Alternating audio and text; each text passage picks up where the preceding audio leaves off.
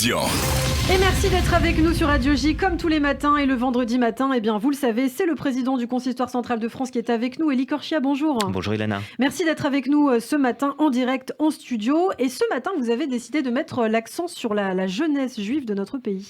Exactement, la jeunesse juive en contact avec les communautés. Et souvent des communautés de province, des communautés de région qui sont parfois un petit peu isolées, que l'on connaît moins ou qui ont peut-être moins d'action parce qu'elles sont dans des endroits où c'est moins facile de développer le judaïsme que dans des grands pôles de la communauté juive comme Paris-Île-de-France, Lyon, Rhône-Alpes, Marseille ou Nice ou d'autres régions comme Strasbourg encore.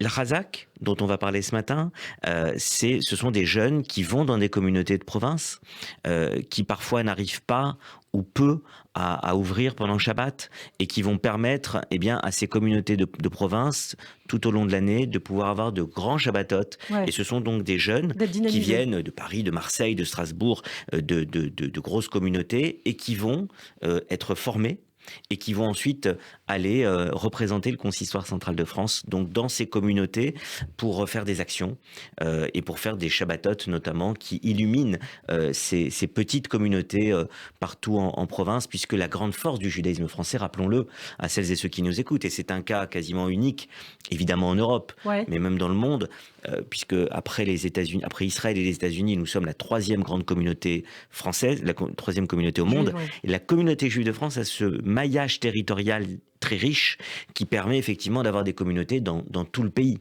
Prenez l'exemple de l'Angleterre, il y a 3, 4, 5 communautés juives importantes, mais en dehors de cela, il y a des régions entières où il n'y a pas de juifs. Nous avons effectivement une communauté qui, depuis plusieurs centaines d'années, est implantée dans beaucoup d'endroits, mais effectivement, aujourd'hui, en 2022, notre volonté, c'est que les communautés ne ferment pas et puissent continuer à avoir une action. Et puisqu'on parle de la jeunesse, il va y avoir un allumage public de la Hanoukia. Exactement, une Hanoukia qui sera allumée par le grand rabbin de France et moi-même dimanche après-midi. Toutes celles et ceux qui nous écoutent peuvent venir. On a communiqué via le consistoire cette semaine et il y aura encore un allumage qui sera annoncé dans la newsletter du consistoire de cette semaine. Ce sera au Centre européen du judaïsme où nous avons notre siège dans le 17e arrondissement. Il faut juste s'inscrire sur Internet, inscription obligatoire, mais entrée libre. Et là-bas, il y aura évidemment les beignets, tout un buffet, une animation. Non, sur le site soit sur le site du Consistoire central, soit via la newsletter qu'on a envoyée hier spécifiquement, ou encore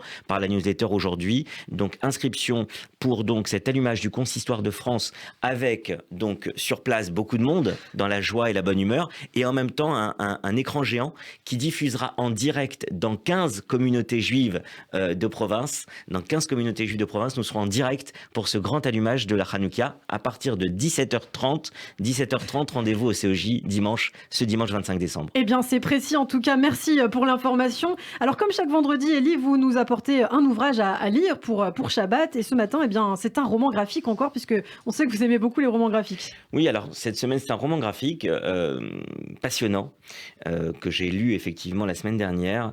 La disparition de Joseph Mengele, Ilana, vous le savez, c'est un livre d'abord qui a reçu le prix Renaudot en 2017 d'Olivier Guèze, journaliste et écrivain, et c'est son adaptation en BD 5 ans plus tard par les Arènes, les éditions Les Arènes, qui font une adaptation remarquable de cet ouvrage. Un livre assez dense, 200 pages. Oui, 200 pages, mais franchement, Jörg Maillet, que je connaissais peu au dessin, fait un travail remarquable. Et Mats, que l'on connaît aussi comme évidemment le créateur des bandes dessinées Le Tueur, aide Olivier Guèze dans l'adaptation de ce roman. Je vous cherche une planche qui est remarquable, où on voit effectivement Joseph Mengele, rappelons à celles et ceux qui nous écoutent, celui qui était médecin à Auschwitz, médecin nazi à Auschwitz et qu'on a surnommé à juste titre l'ange de la mort, qui faisait des expériences horribles sur des enfants, sur des adultes.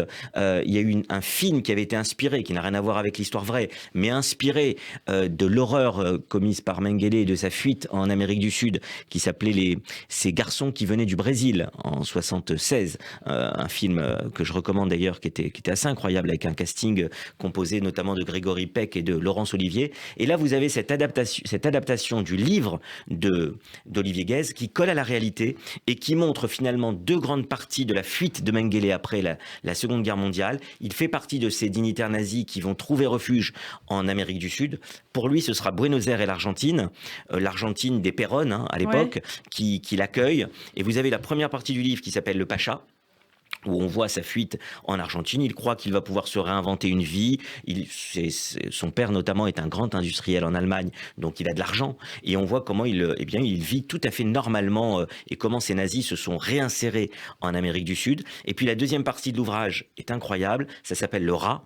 Vous vous rappelez d'un roman graphique qu'on avait chroniqué ici sur la fuite de Klaus Barbie en Amérique du Sud. Ça s'appelle Le Rat. Pourquoi ? Parce qu'après l'arrestation par le Mossad et Israël d'Adolf Eichmann, à partir de l'arrestation d'Eichmann, il sent bien qu'il n'est plus en sécurité en Argentine. Il va prendre la fuite au Paraguay et il va finir ensuite au Brésil. Et là, il va se cacher. Il va vivre dans l'angoisse de l'arrestation jusqu'à sa mort sur une plage en 1979, 30 ans après qu'il ait fui en Amérique du Sud. La disparition de Joseph Mengele, c'est un grand roman graphique adapté d'un grand livre. Eh bien, merci beaucoup pour cette recommandation. Merci beaucoup, Élie Corchet, d'avoir été avec nous ce matin sur Radio J. Je le rappelle, vous êtes président du Consistoire central de France. Je vous dis à la semaine prochaine. Radio J.